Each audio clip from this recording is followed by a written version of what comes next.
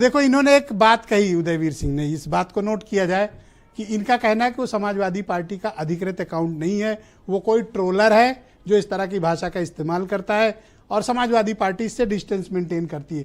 क्या ये इतना काफी है या फिर अभी ये मामला आगे बढ़ेगा?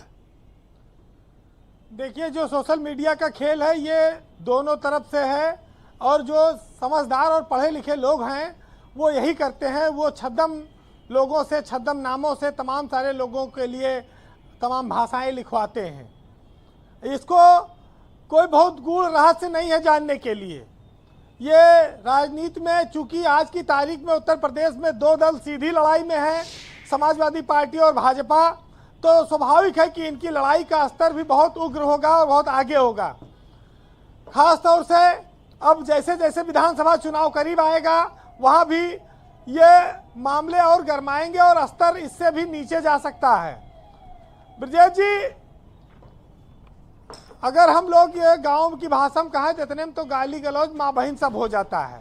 अब ये लोग उसको डीएनए के रूप में बोलते हैं, कोई उसको जो चरित्र के रूप में बोल देता है, कोई उसमें बस थोड़ी ये सोफिस्टिकेटेड भाषा, बाकी है पूरी गाली गलौज, इसमें कुछ बचा नहीं है। लेकिन सबसे बड़ी बात यह है कि जिस देश में चारित्रिक पतन को सबसे बड़ा पतन माना जाता रहा हो, वहां पर सियासी पतन ने उस चारित्रिक पतन को भी पीछे छोड़ दिया है और राजनीति में नाम कमाने के लिए, पद पाने के लिए, सुर्खियों में बने रहने के लिए, विरोधियों को मसल देने के लिए जो चाहे करना हो कर डालो, कोई किसी को रोकने वाला नहीं है।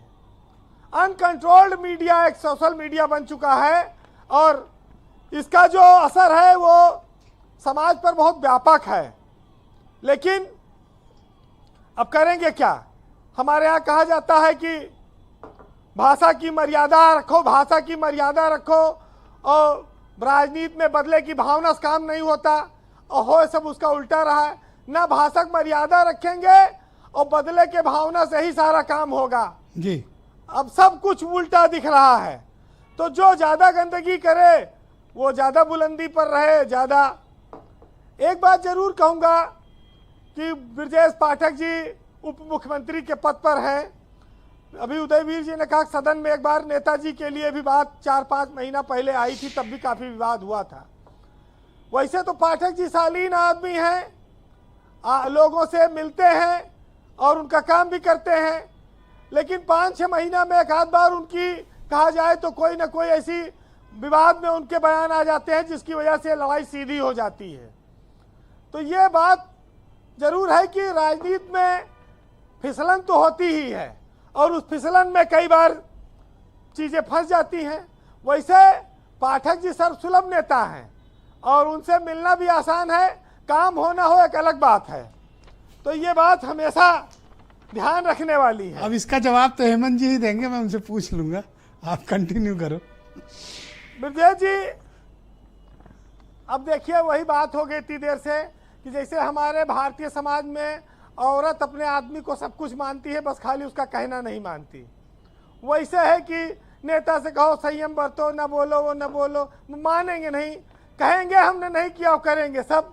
अच्छा, ऐसा है क्या कि ये जो मीडिया सेल वाला अकाउंट है, ट्विटर वाला, यूज तो समाजवादी वाले करते हैं लेकिन ये ओन नहीं करते हैं और उसके बड़े फॉलोवर मैंने देखा आज आने से पहले 4-5 लाख फॉलोवर हैं उसके पास।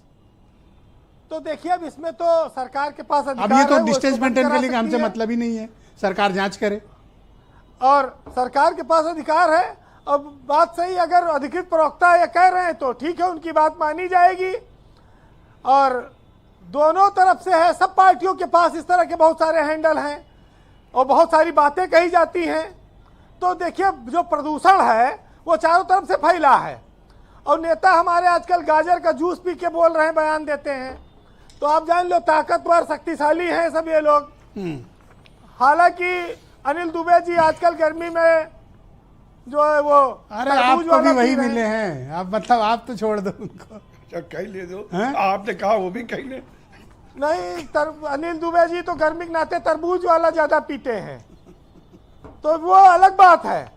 इन्हों को तो पार्टी में भाई सत्ता में है, वो तो सीधे साधे लोग हैं। लेकिन जिस बदलाव की हम उम्मीद करते हैं समाज से उसको उस बदलाव को पहले अपने भीतर लाना होगा। अब शाम को भी आप चाहते हो कि ये तरबूज वाला ही पिए? हाँ, जो अच्छा लगे। तो ठीक। वैसे हम लोग आज इस बात पर ब्रिजेश जी चर्चा कर रहे हैं, हेमंत जी ने विरोध दर्ज कराया मेरी बात पे। उत्तर प्रदेश में हेमंत जी ने तत्काल विरोध किया तरबूजे का। हाँ वीरेंद्र जी कंटिन्यू। जिस उत्तर प्रदेश में आज हमको डेवलपमेंट पे चर्चा करनी चाहिए थी, वहां आज हम डीएनए पे चर्चा कर रहे हैं। ये एक तरह से कहा जाए तो हमारे सामाजिक व्यवस्था का दुर्भाग्य है। लेकिन पानी की मर्यादा, वाणी की मर्यादा, तमाम सारी मर्यादाओं को लेकर कई बातें कही गई हैं और उनका पालन सबको करना होगा। फिलहाल आप ये 4 लाइनें सुनिए और सोचिए कि व्यवस्था में कितना बदलाव आ गया है। सामाजिक लोक लाज लिहाज सब बदल चुका है कि नई सदी में मिल रही दर्द भरी सौगात और बेटा कहता बाप से तेरी क्या औकात।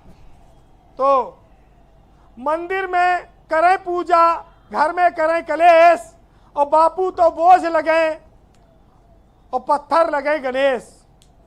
और बचे कहाँ अब शेष हैं दया धर्म ईमान, पत्थर के भगवान हैं पत्थर के इंसान। बहुत शुक्रिया वीरेंद्र जी, बहुत धन्यवाद। इन सभी राजनीतिक दलों को आईना दिखाने की कोशिश की आपने, बताने की कोशिश की कि राजनीति में हमें बात डेवलपमेंट की करनी चाहिए, डीएनए की नहीं। बड़ी अच्छी बात वीरेंद्र जी ने कही। बहन भाइयों, इस डिबेट का दूसरा चरण प्रारंभ करते हैं।